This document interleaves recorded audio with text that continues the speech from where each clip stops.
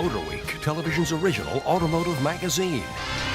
Your host for Motorweek, John Davis. Well, hello and welcome again to Motorweek. We're glad to have you with us. The front-wheel drive family car has been the American standard for almost 25 years, but now that could be changing. Chrysler Group is launching a pair of large rear-wheel drive cars that give up nothing in traction or space to their front drive competition, the 2005 Dodge Magnum and Chrysler 300. But is America ready to change drive wheels? And is the Chrysler duo powerful enough to do it?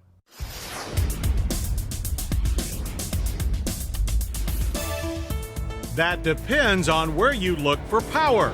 If it's in styling, technology, or engines, then the new 2005 Dodge Magnum Sports Tourer and Chrysler 300 sedan definitely deliver. These new big guns of the family car segment mix muscle car and family hauler into a pair of stout rear-drive alternatives to front-drive four-doors and minivans. They sit long and low, their square-shouldered fenders fronted by big 50s-looking Detroit-style grills. The Dodge Magnum boasts a slick body color front end that's right out of a California cruiser shop, while the Chrysler wears a big chrome crosshatch that's more sedate but still boldly stylish. Both ride on a 120-inch wheelbase, among the longest for big cars, yet minimum overhang means their overall lengths are among the shortest, meaning Europe's 5-meter class. Support for their unitized frames comes from 17-inch alloy wheels for V6-powered models or big 18-inch hoops for V8 versions. You have to swing around the back to find the real styling differences between the two, but for both, serious cargo space is the priority. The 300's vintage Chrysler Imperial-style tail packs 15.6 cubic feet of luggage into its wide, deep trunk. The Magnum, with a sport wagon back end that has even more of a custom look than the front, boasts 27.2 cubic feet and 71.6 cubic feet with the rear seats folded.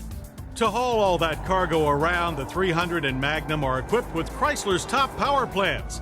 The Magnum SE and base 300 get a 2.7-liter dual overhead cam V6 with 190 horsepower and 190 pound-feet of torque, while the Magnum SXT and 300 Touring and Limited carry a 3.5-liter single overhead cam V6 that makes 250 horses and 250 pound-feet of torque. But the big daddy is reserved for the Magnum RT and 300C. It's a Hemi, a 5.7-liter dual-plug pushrod V8, pumping out 340 horsepower and 390 pound-feet of torque. That'll get the kids to school on time. Transmissions are all automatic, a 4-speed with V6 engines and a 5-speed manual mode auto stick with the V8. The 5-speed is based on a design from parent company Mercedes-Benz. And while both cars debut in rear-drive form, all-wheel drive versions arrive in late fall. We've driven both Magnum and the 300 and are pleased to report that they are tight and well connected to the road. The wallow and roll reputation of other full-size domestic cars is absent, thanks to a carefully tuned short, long-arm front and 5-link independent rear suspension, also borrowed from Mercedes-Benz. With weights in the 2-ton range, neither feels like a lightweight, but they carry their poundage well. There is some front push to be sure, but the steering has good weight and feel. Bringing these weighty machines to a halt are standard all-disc brakes. All but base models are equipped with ABS. The same goes for traction control and electronic stability control. They add foul weather grip and dispense with the front drive or rear drive arguments. The electronics also help keep Hemi horsepower from unlocking the rear tires at every light.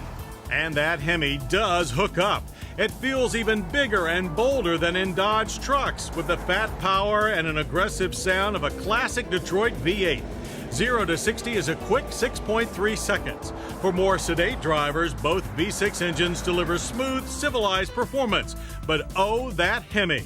Plus, you can enjoy the Hemi and reasonable economy too. The Hemi includes a multi-displacement system that shuts down 4 of the 8 cylinders at cruise. Chrysler claims fuel economy, 17 city and 25 highway, is 20% better than without cylinder deactivation. What we know is that the Ford Crown Victoria has similar numbers but with 100 less horsepower. Inside, the 300 and Magnum are as full size as you would expect. Passenger volume is 106.6 cubic feet in the 300 and 105.9 cubic feet in the Magnum. Both feature a tall, wide dash with very clean controls. The 300s with alloy color trim and clock-style white-face gauges. The Magnum is more straightforward. Its minimal trim focused on the 4-spoke tilt telescoping steering wheel and alloy gauge rims. Available features range from adjustable pedals to a GPS-based navigation system to front side and curtain airbags. Seating is firmer and more supportive than in most big American iron, and you sit higher for an almost minivan-like view. Wide, deep buckets in front with a 60-40 split rear bench that folds flat. And these combinations of style, amenities, and practicality are also priced to move. The 2.7-liter V6 Dodge Magnum SE starts at $22,495. The 3.5-liter V6 Magnum SXT runs $25,995, while a price of $29,995 will put you in a Magnum RT with the 5.7-liter Hemi V8. It's the same tune at Chrysler. The base 300 with the 2.7-liter V6 engine starts at $23,595. The 3.5-liter V6 models runs $27,395 for the Touring and $29,890 for the Limited, while the top-line 300C with the 5.7-liter Hemi V8 costs $32,995.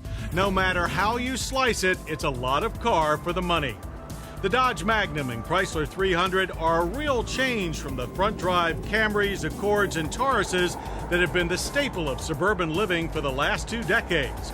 With classic Detroit style, world-class performance, and room for real families, we think they will push quite a few front-wheel drive family cars out of America's driveways. Coming up, high ideals, low emissions.